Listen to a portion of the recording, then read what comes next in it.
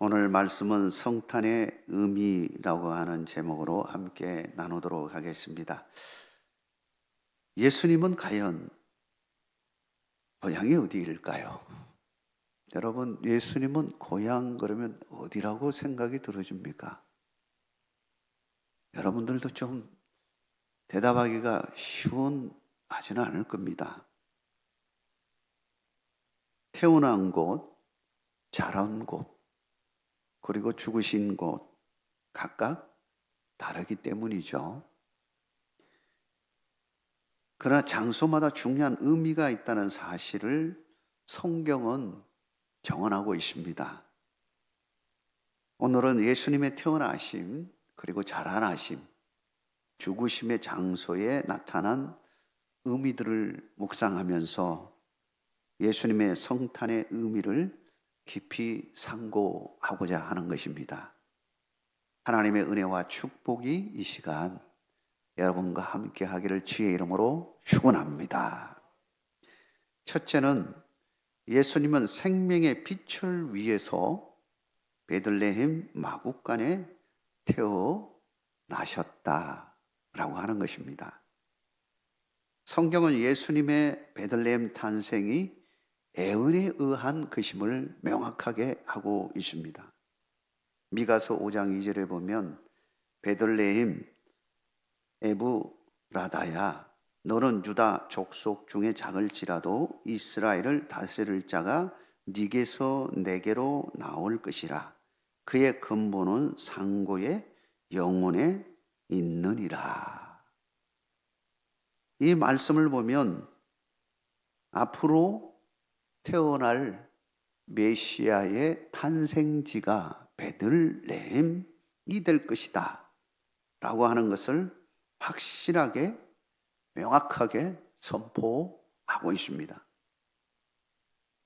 이것은 하나님의 뜻이라고 하는 겁니다. 그래서 상고예라고 하는 의미를 붙였습니다. 예수님의 베들레헴의 탄생이 상고적 처음부터 하나님의 계획 속에서 다윗 왕가를 통한 메시아의 탄생이 될 것을 선포하고 있는 것입니다. 예수님은 그냥 오신 것이 아니라고 하는 것입니다.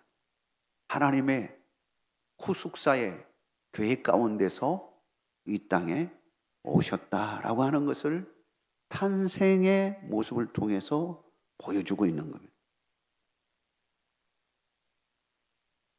다윗의 고향이 여러분 어디인 줄 아십니까? 어디이죠? 베들레헴. 명확하게 베들레헴에서 태어났습니다. 즉 예수님께서 베들레헴에 태어난 것은 바로 다윗과의 연관성을 가지기 위해서 하나님께서 계획적으로 베들레헴에 태어나도록 하셨다는 것을 명확하게 하는 겁니다. 하나님은 다윗 왕가를 통해서 그의 후손을 통해서 메시아가 태어날 것을 선포하셨기 때문입니다. 이것은 다윗에게 직접적으로 말씀하셨습니다. 사무엘하 7장 12절에 보면 이렇게 말씀하십니다.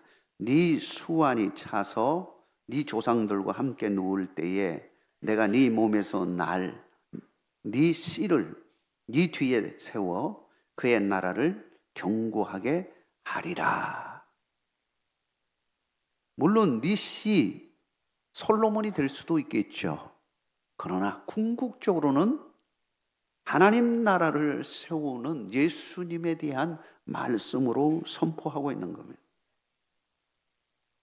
너의 씨를 통해서 메시아가 나올 것이라고 선포하고 있는 거죠. 더 구체적으로 이게 명확하게 나온 것이 예레미야 23장 5절과 6절 말씀입니다. 우리 같이 에레미야 23장 5절과 6절을 한번 읽어보도록 하겠습니다. 여호와의 말씀이니라. 보라, 때가 이르리니 내가 다윗에게 한 의로운 가지를 일으킬 것이라. 그가 왕이 되어 지혜롭게 다스리며 세상에서 정의와 공의를 행할 것이며 그의 날에 유다는 구원을 받겠고 이스라엘은 편안히 살 것이며 그의 이름은 여호와 우리의 공이라 일컬음을 받으리라. 아멘. 다윗에게 한 의로운 가지를 일으키리라 이렇게 말하고 있습니다. 이것은 바로 오실 메시아, 그분이 다윗의 계보를 따라서 나올 것이다 라고 하는 겁니다. 그래서 마태복음 1장 1절에는 바로 메시아 예수님의 탄생을 확실하게 알리고 있습니다. 아브라함과 다윗의 자손 예수 그리스도의 계보라 라고 하시면서 쭉 계보를 쭉 읽어 내려가면서 마지막으로 예수님 오신 것을 선포하고 있습니다. 이렇게 보면 예수님은 분명히 육신적으로 다윗 왕가의 출신이라고 하는 것입니다. 그 계보를 따라서 오신 메시아임을 분명하게 말합니다. 그렇다면 한편을 보면 여러분이 이런 질문을 던질 수가 있을 것입니다. 왜 예수님은 다윗 왕가의 출신이라면 적어도 메시아로서 오신다면 화려한 모습으로 화려한 궁전에서 태어나서 아주 멋지게 모든 세상 사람들이 다 우러러볼 수 있는 그런 모습으로 태어나야 하는데 왜 베들레헴이라고 하는 이 조그마한 동네에서, 그것도 집이 없어가지고 마구간에서 태어날 수밖에 없었느냐라고 하는 질문을 던질 수 있을 것입니다.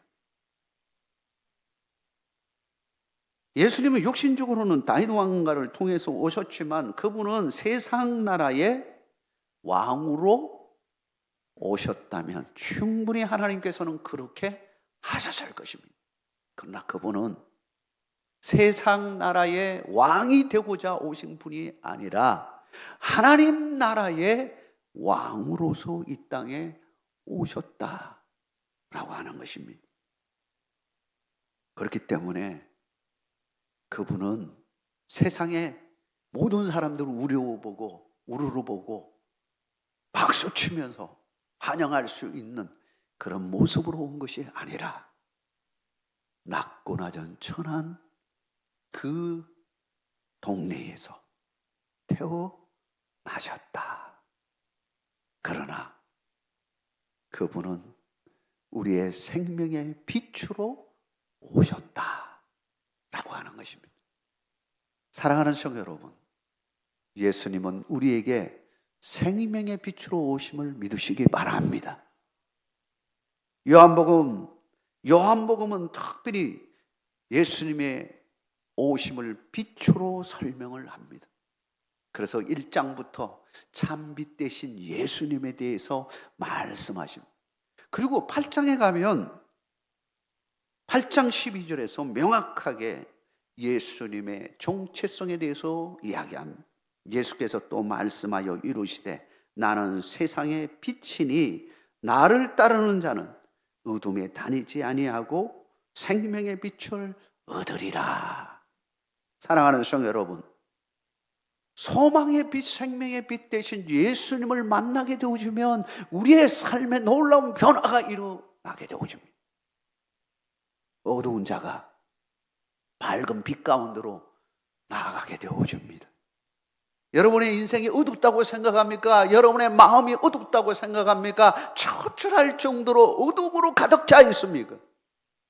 앞이 보이지 않습니까? 그렇다면 여러분의 심령 가운데 예수님을 맞이하시기를 주의 이름으로 축원합니다. 그분의 빛이 임하게 되어지면 여러분의 심령 가운데 있는 어둠은 다 떠나가게 되어지는 것입니다. 빛의 성질을 여러분은 아실 것입니다. 어둠의 성질을 여러분은 아실 것입니다. 빛이 없으면 여기서 우리가 단추 하나만, 스위치 하나만 내려도 여기는 깜깜해집니다. 빛이 없으면 깜깜해져. 그러나 스위치를 올리는 순간 빛이 탁 이 덩이 켜지는 순간 이상하게도 어둠은 어디 갔는지 사라져버립니다. 사라져버려요. 예수님이 우리의 인생 가운데 들어오시면 우리의 어두운 모든 그늘들은 순식간에 사라지는 역사가 일어나게 되어지는 것입니다. 두 번째로 예수님은 복음의 보편성을 위하여 갈릴리 나사렛에서 자라나셨다 라고 하는 겁니다. 그래서 가끔 우리는 헷갈릴 때가 있습니다. 예수님의 고향이 어디지? 나사렛 아니에요? 이렇게 태어나기는 베들레헴에서 태어나시고 여러 사정이 있어서 애국으로 갔다가 다시 베들레헴으로 못 오고 어디로 간 겁니까? 어머니의 고향 마리아 고향인 갈릴리 나사렛으로 가서 거기서 유년기와 성장기 주 공생의 직전까지 계셨다 하는 겁니다. 왜 하나님은 그 갈릴리 나사렛에서 자라나게 하셨느냐라고 하는 겁니다. 아니 하나님의 아들이시고 앞으로 세상의 왕이 되어주려면 적어도 서울로 가고 중앙으로 가서 거기서 교육받고 그래야 중앙으로도 진출하고 그래야 될 거 아니겠습니까? 그런데 그분께서는 하나님께서는 왜 갈릴리로 집어넣으셨을까 하는 겁니다. 이게 하나님의 뜻이 뭐냐라고 하는 겁니다. 갈릴리 동네에 자라날 것은 미리 예고하셨습니다. 마태복음 2장 23절에 보면 이렇게 성경은 명확하게 선포하고 있습니다. 나사렛이란 동네에 가서 사니 이는 선지자로 하신 말씀에 나사렛 사람이라 칭하리라 하심을 이루려 함이더라. 선지자가 이미 선포한 말씀이 있었다라고 하는 겁니다. 하나님의 계획 속에서 나사렛이라고 하는 동네로 가서 살게 되었음을 말하고 있습니다. 여러분의 성경에 그 밑에 나사렛 사람이라 하는 곳에 쭉 보면 각주가 달려 있을 겁니다. 이사야 11장 1절이라고 하는 각주가 거기에 밑에 디귿으로 되어 있어 가지고 이 각주가 달려 있을 거예요. 그게 이사야 11장 1절 말씀을 근거로 해서 이 말씀이 선포되었음을 암시해 주는 겁니다. 그렇다면 이사야 11장 1절에 가면 뭐라고 되어 있느냐? 이새의 줄기에서 한 싹이 나며 그 뿌리에서 한 가지가 나서 결실할 것이요 라고 말하고 있습니다. 여러분 이제 이해가 잘 될 겁니다. 이새의 줄기, 이새가 누구입니까? 다윗의 아버지 아닙니까? 그 줄기에서 다윗의 줄기에서 뭐가 나온다는 거예요? 거기에서 중요한 사람이 나오게 되는데 메시아가 나온다는 거예요. 예수님이 거기서 나올 것이다 라고 하는 거예요. 그렇다면 그 메시아가 어디서 결실 맺을 것인가? 어떻게 자라날 것인가? 라고 하는 이 암시를 보여주는 단어가 한 싹이 나며, 이 싹이라고 하는 단어, 이게 굉장히 중요한 의미를 가지고 있습니다. 싹이라고 하는 단어를 보면 어린 순, 가지 그런 뜻을 가지고 있습니다. 그런데 발음은 나사렛이라고 하는 발음을 가지고 있습니다. 그래서 학자들은 바로 이것은 지명과도 관련이 있다. 그래서 각주에다가 선지자의 예언을 말할 때 이거와 관련 지어가지고 각주를 달아 놓은 겁니다. 이미 예수님께서는 갈릴리에 가서 살 것을 애고하셨다. 그렇다면 또다시 질문을 하게 될 것입니다. 왜 예수님께서는 갈릴리에서 성장해야 했느냐라고 하는 겁니다. 갈릴리라고 하는 지역은 갈릴리 바다를 끼고 있는 지역, 특별히 이쪽에 동쪽이면 서쪽 부분에 서쪽 지역에 있는 그 지역이 갈릴리 지역입니다.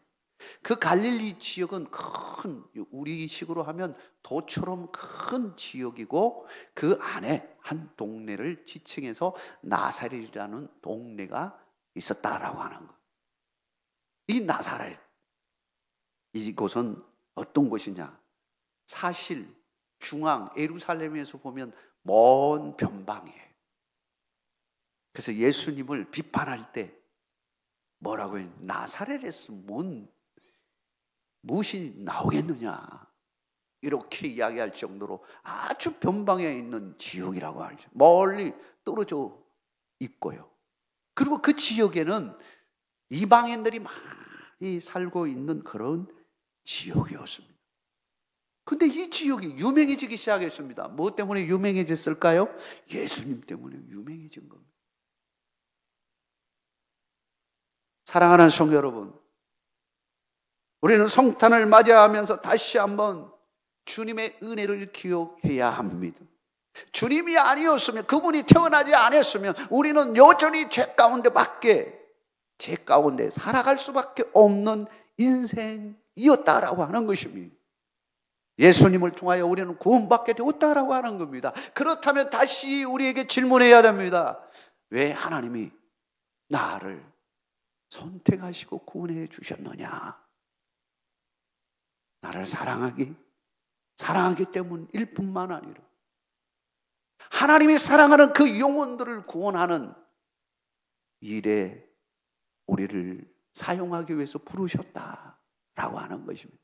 사랑하는 성도 여러분, 우리도 예수님의 마음을 품고서 예수님의 관심은 늘 영혼 구원이었습니다. 이방인이든 유대인이든 가리지 아니하고 하나님을 떠난 자들 모든 그 영혼들을 사랑하시고 복음 전하는 일을 다 하셨습니다. 그리고는 궁극적으로는 십자가를 지시고 죽으셨습니다.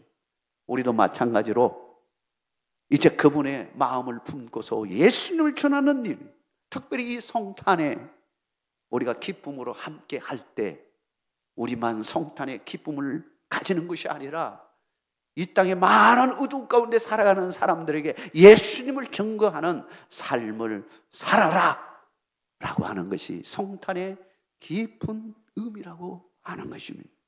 여러분, 그런 성탄의 능력이 여러분과 함께 하기를 주의 이름으로 축복합니다. 마지막으로 예수님은 인류의 구원을 완성하기 위해서 예루살렘 골고다에서 죽으시고 다시 사셨다라고 하는 것입니다. 예루살렘은 예수님과 밀접한 관계를 맺고 있습니다. 예수님이 오신 목적을 마지막으로 완성한 장소이기 때문입니다. 그러면 예루살렘, 그게 뭐가 있기 때문에 밀접한 관계를 가지고 있습니까? 성전이 있습니다. 그냥 수도이기 때문에 의미가 있는 것이 아니라 구속사에 중요한 역사가 있었던 장소이기 때문에 중요한 겁니다. 무슨 일이 일어났습니다. 성전이 위치한 그 위치가 어떤 장소인 줄 여러분 아시죠? 무엇보다도 중요한 두 가지 의미를 가지고 있는 장소입니다. 첫째는요, 아브람. 예수님이 태어나기 2000년 전에 아브람이 이삭을 바쳤던 장소가 바로 모리아산이었습니다. 그 모리아산이 바로 예루살렘 그 시온성 꼭대기에 있는 그곳이다라고 하는 거예요. 시간이 지나서 이름이 바뀌었을 뿐이지 그 장소를 일컬어서 말하고 있습니다. 뿐만 아니라 예수님이 태어나기 1000년 전 다윗에게는 어떤 일이 일어났습니까? 다윗이 잘하는 일도 많았지만 하나님의 마음을 아프게 한 일도 있었습니다. 그가 이제 왕국이 막 턴턴히 이게 되어지니까 인구 조사를 했습니다. 야, 우리 왕국이 어느 정도 규모인가 하고 한번 재본 거죠. 그래서 인구 조사를 하고 했습니다. 그때 하나님이 엄청 화가 나셨습니다. 교만했기 때문이죠. 그래서 하나님이 징벌을 내리셨는데 전염병을 내리셔가지고 국민의 7만 명이라고 하는 숫자가 죽임을 당하는 역사가 일어난 거예요. 그러니까 다윗이 얼마나 두렵고 떨렸겠습니까? 그래서 하나님 앞에 회개하고 다시금 희생제물을 드렸습니다. 다시는 이런 일은 없겠습니다 하고 하나님 앞에 희생제물을 드렸는데 그것이 어디였냐면 바로 성전을 짓는 그 장소, 그때 당시에는 오르락 타작마당 이 곳이었습니다. 그러니까 예수님과 관련해서 중요한 두 인물이 있는데 아브라함 그리고 다윗. 이 아브라함으로부터 1000년에 지나서 다윗이 나오고 다윗 다음에 1000년이 되어서 예수님이 나오는 이 역사적인 이 사건 속에서 가장 중요한 지역이었던 예루살렘, 거기서 예수님께서 십자가에 돌아가십니다. 성전은 뭐 하는 곳입니까? 피제사를 지내는 곳입니다. 피제사를 통하여 하나님과 우리의 관계가 다시 성립되도록 하신 것입니다. 예수님은 인류의 구원자로서 희생제사 어린 양이 되어져서 하나님과의 관계를 완전히 회복하는 이 일에 마지막으로 모든 걸 다 하시고 죽음을 맞이하게 되었습니다. 그런데 여기서 끝나는 것이 아니라, 죽음에서 끝나는 것이 아니라 다시 사심으로 예수님 완전하신 메시아가 되었음을 선포하고 있는 겁니다. 사랑하는 성도 여러분, 우리는 탄생이 왜 의미가 있냐면 죽음이 있었기 때문에, 부활이 있었기 때문에 의미가 있는 겁니다. 한 사람의 위대한 일을 이렇게 했다고 우리가 칭송하기 위하여 만약에 했다면, 세상의 사람으로서 했다면 우리는 그렇게 하지 않았겠습니다. 하지 않았을 것입니다. 예수님의 탄생은 단순히 탄생으로 끝나는 것이 아니라 죽음을 위한 탄생이었다라고 하는 겁니다. 인류의 모든 죄를 짊어지시고 죽기 위해서 이 땅에 오시고 탄생하시고 사셨다라고 하는 겁니다. 사랑하는 성도 여러분, 다시 한번 우리가 성탄의 의미를 기억하고 깊이 주님을 만나는 온청이 여러분과 함께 하기를 주의 이름으로 축원합니다. 빛으로 오셨습니다.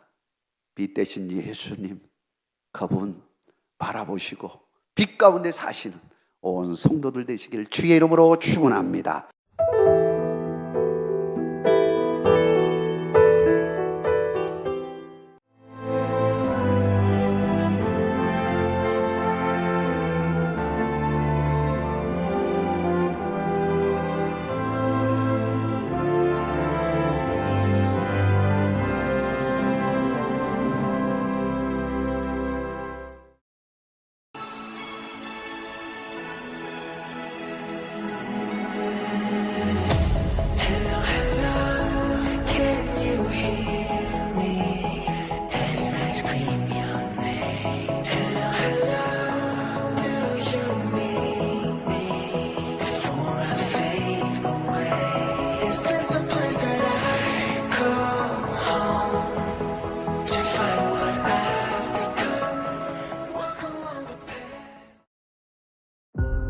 전라남도 산불의 원인이 뭔 줄 아시나요? 습관대로 방심하는 바로 그 순간입니다.